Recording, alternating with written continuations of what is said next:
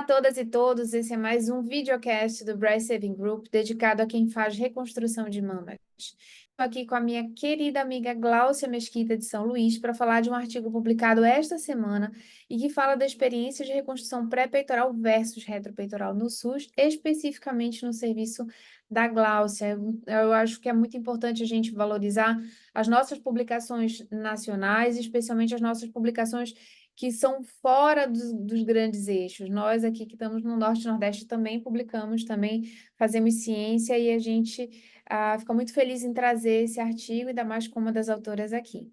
Lembrando que nós do Breast Saving Group estamos semanalmente trazendo conteúdos relevantes em oncoplastia, reconstrução mamária e também estamos fazendo um programa de educação continuada. Já falamos algumas vezes, vamos continuar falando. Nesse mês de novembro de 2024, faremos em Maceió nosso primeiro treinamento hands-on de retalho de músculo grande dorsal e suas variações, juntamente com a habilitação em One Step, comigo, Camila Macedo Loureiro, e com as minhas companheiras Gláucia Mesquita, que está falando com vocês hoje também, que me acompanhará hoje, e com Lígia Teixeira, que é uma pessoa absolutamente apaixonada pela técnica de GD, e estaremos juntas lá, as outras membros do grupo também estarão lá, então vai ser muito legal, acho que vai ser um momento muito importante para nós enquanto grupo e acho que para a comunidade de mastologia do Brasil também. Gláucia, conta pra gente como que funciona o serviço de vocês e como que surgiu a ideia desse artigo. Olá, Camila, olá todo mundo. Estamos aqui hoje falando desse nosso artigo que realmente é como você falou, né, Camila? A gente sabe tanto que é difícil publicar, principalmente fora dos eixos principais, né? E a gente tem um serviço do Hospital do Câncer do Norabelo, do qual eu sou coordenadora há 11 ou 12 anos, já perdi um pouquinho as contas, né? E nosso serviço ele se destaca porque nós temos um grupo de mastologistas que realmente já tem capacitação em reconstrução mamária, em diversos níveis de reconstrução mamária, né? Há alguns anos a gente tem a nossa residência médica e isso favorece, é todo um caldeirão que favorece essa reconstrução, alta taxa de reconstrução mamária que a gente tem no nosso serviço. Então, nós temos 5 mastologistas staffs seniors e que nós mesmos reconstruímos nossas pacientes.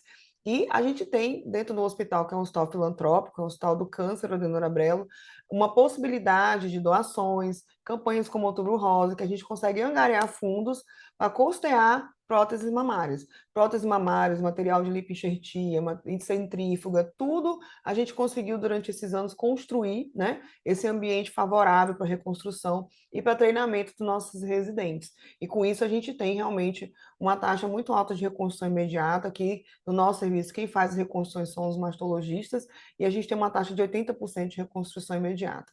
E dentro da a nossa parte de residência médica, o nosso residente tem que fazer a defesa do seu TCC, e esse artigo nada mais é do que o TCC de um ex-residente nosso, Dr. Pedro Lima, um excelente residente, né, e que ele fez esse comparativo de pacientes que fizeram a técnica pré-peitoral com a técnica reto-peitoral, né, sob a orientação do Dr. Guará, que é o supervisor da residência médica também aqui.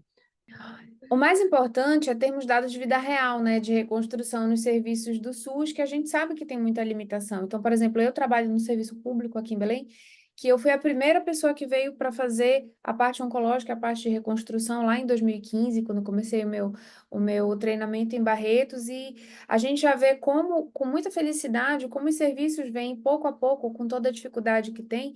Então, a gente vê os serviços crescendo e as pessoas tendo mais treinamento, e pelos relatos que tu trazes do Adenor Abela, é uma coisa que é muito fora da curva ainda, mas eu espero que os outros serviços venham e alcancem, né?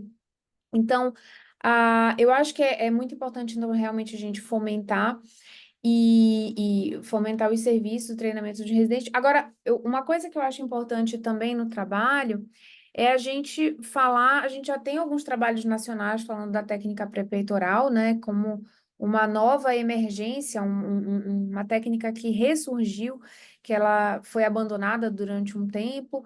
As próteses eram completamente colocadas abaixo do músculo e agora a gente tem essa retomada da técnica pré-peitoral.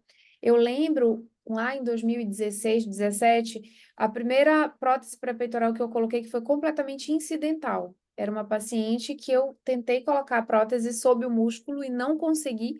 de jeito nenhum, com todo o medo do mundo, fui, coloquei a prótese pré-peitoral e a paciente está ótima até hoje, está tá super satisfeita, inclusive esteticamente, e eu passei alguns dias sem dormir porque eu achava que estava cometendo um grande pecado em colocar a prótese na frente do músculo. E me conta, Gláucia, como é a tua experiência? O que é que tu levas em consideração quando tu vais ah, selecionar o plano da prótese? Me conta um pouquinho da tua experiência. Eu acho interessante, Camila, a gente justamente ver essa questão de que a prótese pré-peitoral, você em 2015, você foi assim uma desbravadora, mesmo que de forma acidental, porque nessa época a gente não pensava nisso, era realmente uma coisa que eu lembro muito bem quando a gente não conseguia uma cobertura completa, ficava aquela parte da prótese em contato com o retal, a gente ficava muito preocupado, e hoje é totalmente diferente, né?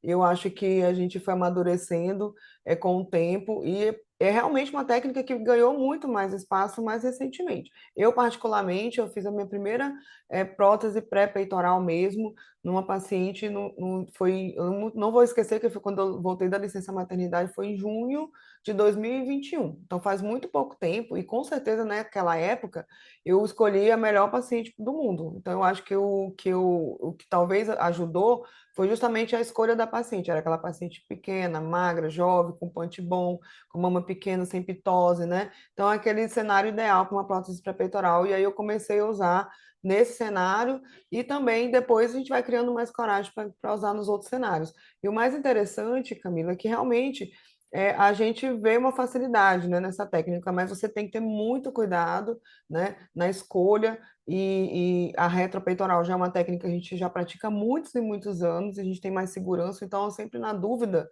não se sinta mal em colocar uma prótese reto-peitoral, né? E o que eu acho hoje em dia é que a gente cada vez mais tem que explicar para a paciente as duas técnicas têm seus pós e seus contra, né? A prótese pré-peitoral deixa a mama mais natural, muito mais semelhante que a outra mama, mas às vezes a paciente quer mais bojo, aí se a técnica reto-peitoral vai dar mais para ela, tem mais animação na reto-peitoral. Então tem todas essas questões que eu acho que a gente também tem que, além das questões da paciente do tumor, também tem que conversar com a paciente para decidir qual a melhor técnica que a gente vai utilizar. Então, no nosso serviço, só para a gente contextualizar, que a gente vai partir para a parte do artigo, no nosso serviço, realmente foi uma coisa de 2021 para cá que a gente começou a utilizar a técnica reto peitoral. Então, conta com toda a nossa curva de aprendizado, junto versus a prótese reto peitoral, que é uma técnica que a gente já utiliza há muitos anos, né? E falando agora do artigo que você trouxe, né, do artigo que fala do serviço de vocês, quando vocês analisaram as técnicas pré e retropeitoral sem ADM, vocês abordam principalmente as complicações e perdas de implante, né? E assim, é, sem ADM, eu acho que já seria meio que um pleonasmo fazer um trabalho no Brasil sem ADM, porque ADM é tipo um unicórnio, assim, a gente tem tão pouco que acho que é quase um relato de caso quando a gente tem ADM, né? Mas fala um pouco mais do artigo, do perfil do artigo, conta pra gente um pouquinho melhor a esse respeito. Eu acho que a questão de frisar o sem ADM, Camila, foi talvez para poder comparar com muitos artigos internacionais que levam muito em consideração o uso da Sabe? ADM, né? É uma brincadeira, eu acho que isso, É, inclusive, precisa estar explicitado na metodologia, tá tudo certo. Justamente, porque o que a gente vê nos artigos de fora é que é como se fosse uma coisa assim, muito simples de você utilizar, e aqui no Brasil tem alto custo, dificuldades. A própria ADM mesmo a gente não tem aqui, a gente tem as telas, né?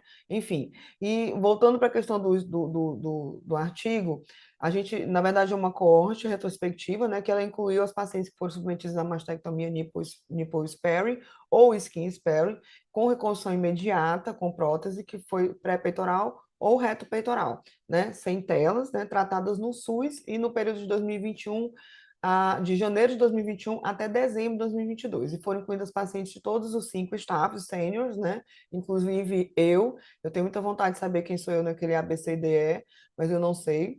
Lembrando-se que foram analisadas 66 mastectomias, sendo 36 pré-peitorais e 30 retropeitorais, né?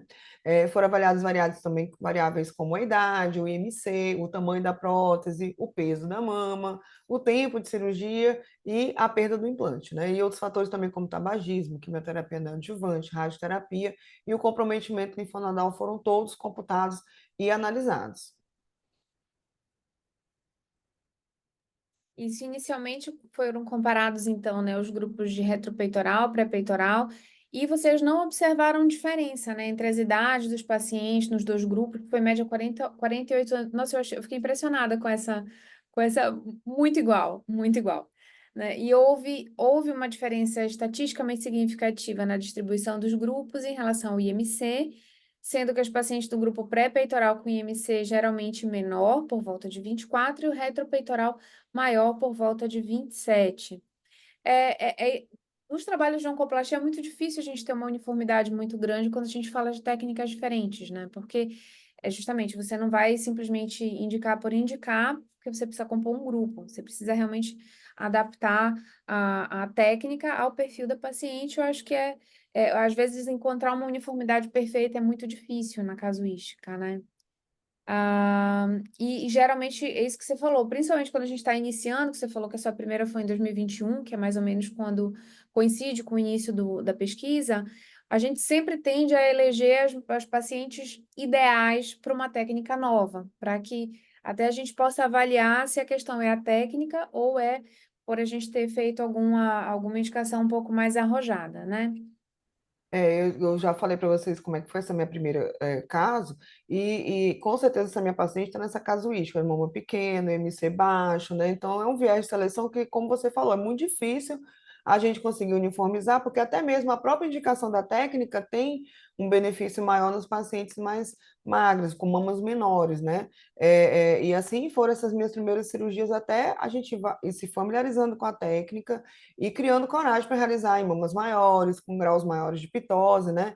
E que realmente era de se esperar essa diferença com relação ao IMC mesmo.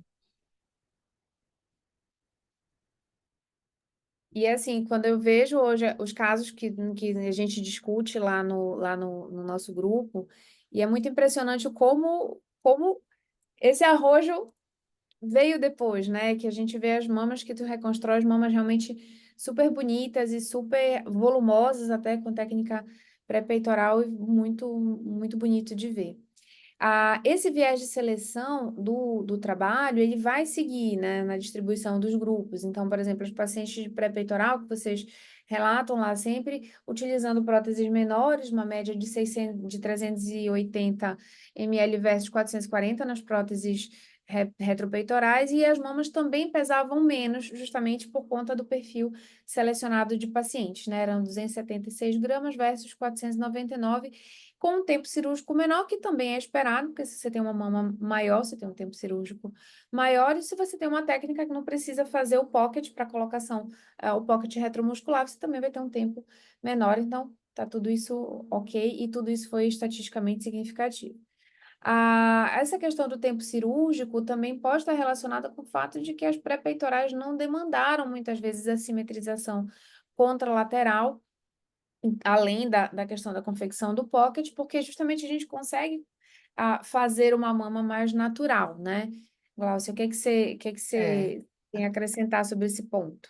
É isso mesmo, a gente acaba escolhendo aquela paciente, né, pré-peitoral, aquelas que é uma vantagem da técnica, justamente você deixar a mama mais semelhante com o que da sua mama original e que acaba não tendo muita necessidade de simetrização nem nada de mexer na outra mama. Então, eu acho que isso talvez hoje, dentro da oncoplastia, traz essa sedução da pré-peitoral para a gente, né? Porque acaba sendo uma cirurgia mais rápida, mais natural, sem necessidade de simetrização e que a gente otimiza tudo, né? Então, tem todas essas facilidades que a gente cada vez mais tem utilizado a pré-peitoral nesse sentido, né? A outra questão também, que não foi pontuada assim especificamente, não foi medida no artigo, é o fato da gente ser preceptor, né, da residência. A gente estava na curva de aprendizado, né? Mas também tem um tempo maior de cirurgia quando o residente entra para que ele possa aprender. Então, acaba que essa questão de tempo tem vários fatores, né? Mas, de fato, a pré-peitoral ela já ganha um tempo muito bom, né? Mas dentro da própria residência médica, talvez os tempos cirúrgicos em gerais aumentam, e a gente sabe também que aumenta toda aquela questão de curva de aprendizado, né, Camilinha? Exatamente. Eu acho que quando a gente está diante dessa técnica pré-peitoral é quando entra com força total aquela máxima que eu aprendi lá com o Gustavo Zucca quando eu fiz meu treinamento em oncoplastia, que é o segredo de uma boa reconstrução é uma boa mastectomia. Então, é nesse momento que a qualidade da mastectomia ela se mostra como soberana para o nosso sucesso, com uma reconstrução que seja, enfim, satisfatória para a paciente. E cada ano que sai um R2, entra um R1, tudo volta a estaca zero, né? Tudo regride. E a gente tem que estar lá na curva de aprendizado de novo, que se inicia a cada início de ciclo de residência. Quando a gente, voltando para o artigo, então, eu achei que foi interessante a diferença das cicatrizes quando se utilizou a técnica pré-peitoral, que a maioria delas foi no sulco inframamário, 92%, e 8% periareolar, uma técnica que eu particularmente não sou afeita, não tenho experiência da periareolar. A maioria dos meus casos, falando aqui pessoalmente, é pelo sulco. E quando vocês usaram a técnica retropeitoral, vocês tiveram técnica de T invertido, 43%, técnica periareolar, 37% e 20% técnica radial.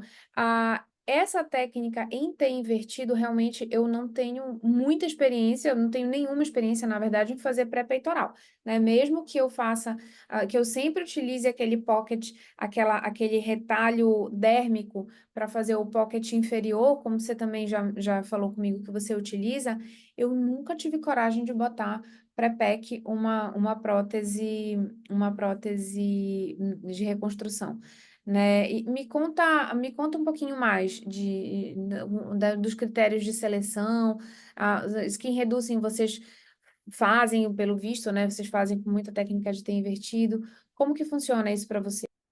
Eu acho que justamente essa incidência maior do T invertido nas retropeitorais fala a favor dessas mamas grandes, né, com muita necessidade de redução de pele. A gente tem uma população mais obesa, né, uma população com IMC maior nesse grupo de pacientes, né. Então, nesse cenário, eu também nunca tive coragem de fazer uma pré-peitoral com o T invertido, né, sem nenhuma tela, nem com tela, na verdade. Eu ainda não tive essa coragem, porque eu acho que é uma área de risco muito grande, né? De fazer uma pré-peitoral. Na verdade, Camila, eu ainda não tive coragem nem de fazer a pré-peitoral com a cicatriz periareolar. Esses 8% aí eu não estou nesse grupo aí, não, minhas pacientes. Eu uso muito a periareolar na paciente com a prótese reto-peitoral ou transpeitoral, que eu gosto muito de utilizar, que a periareolar me dá mais facilidade para fazer transpeitoral, né? Mas naquela paciente que eu vou fazer uma cirurgia com uma pré-peitoral, eu realmente só uso a cicatriz pelo sulco inframamário, né? Então, acaba que o T invertido que a gente faz é aquela redução de pele que usa aquela parte daquele retalho dermoglandular, dermogorduroso, né? Lá naquela parte inferior para dar aquele reforço, né? A gente está falando também de pacientes do SUS e que a gente não tem tela, né? Então, enfim, se tivesse uma tela, talvez a gente pudesse pensar em fazer uma pré-peitoral com uma cicatriz um pouco maior, né? Que é o que se tem utilizado muito em outros países, né? É o fazer pré-peitoral ou então até com tela e expansor que eles têm feito, né?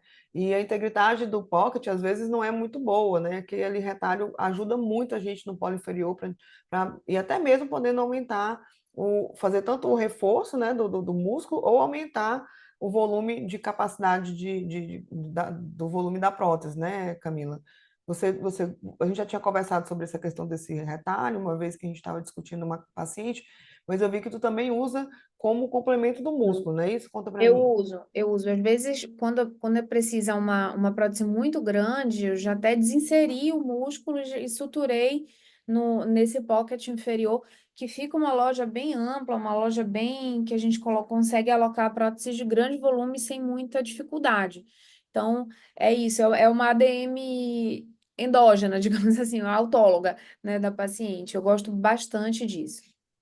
Justamente, eu acho que essa daí ele é um pulo do gato daqueles, viu?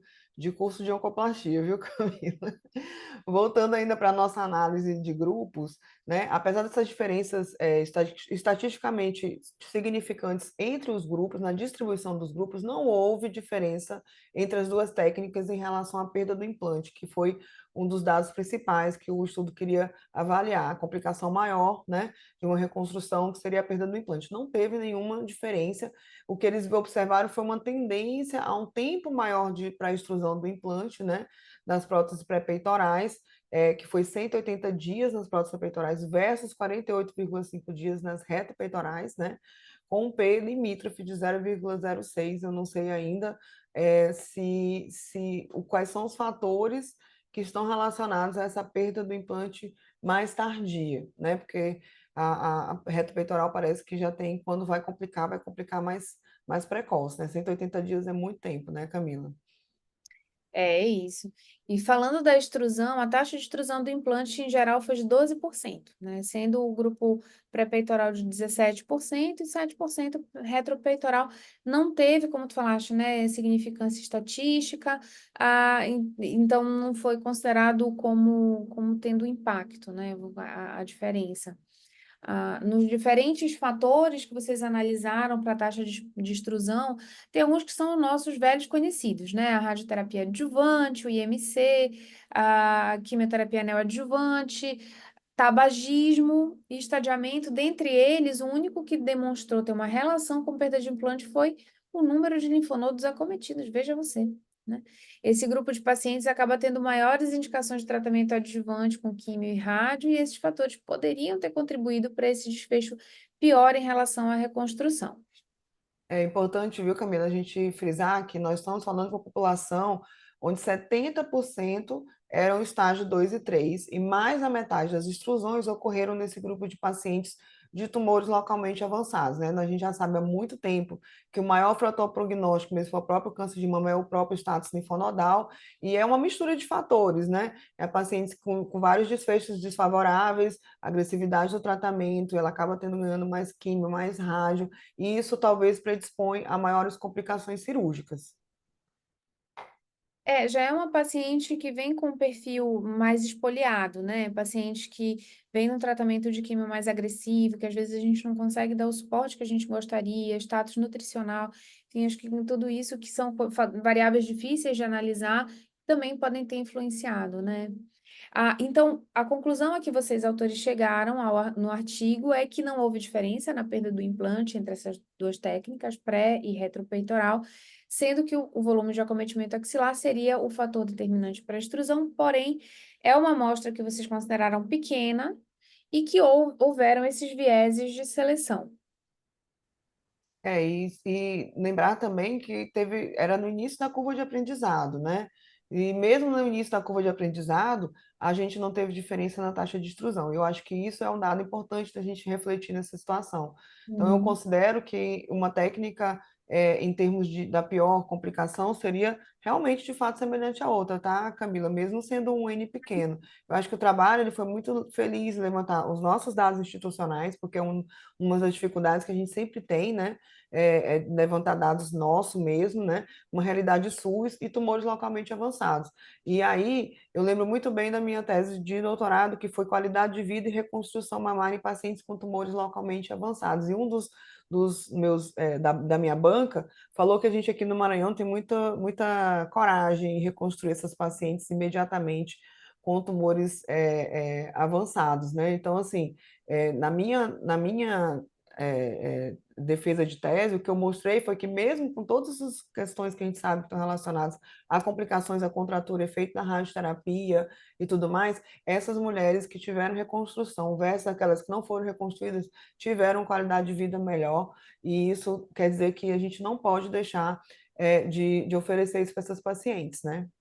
Admiro muito teu sangue frio de não ter dado uma resposta para essa pessoa que falou isso, porque eu acredito também que, mesmo em cenários mais adversos, a gente tem algum tipo de reconstrução a oferecer para as mulheres, né? Quem passa pelo tratamento do câncer de mama precisa de nós, o empenho que a gente consiga fornecer uma reconstrução mamária de preferência imediata, seja prótese, expansor, retalho, o que seja possível, o que seja tecnicamente possível no caso dela, o que a gente tenha em recurso, mas, enfim, que a gente consiga de alguma forma oferecer essa oportunidade de reconstruir para elas.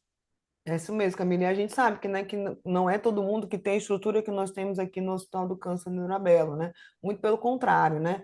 Muitos locais não tem nada de favorável, não tem quem reconstrua, não tem prótese, né? E a gente tem tudo isso graças ao nosso corpo clínico, né? E a direção do hospital que sempre nos apoiou em todas as medidas e nas campanhas onde a gente consegue nosso material. E muitos colegas sequer por aí têm prótese, né? Acaba sendo, tendo que se adequar a outras técnicas, por exemplo, como A o Lígia, gancho né, por exemplo. dorsal, isso, que é o grande dorsal enxertado, né, Camila? Uhum. Como a Nígia tem feito lá em Maceió, e talvez ela se destacou nisso, porque foi uma forma dela oferecer reconstrução, né?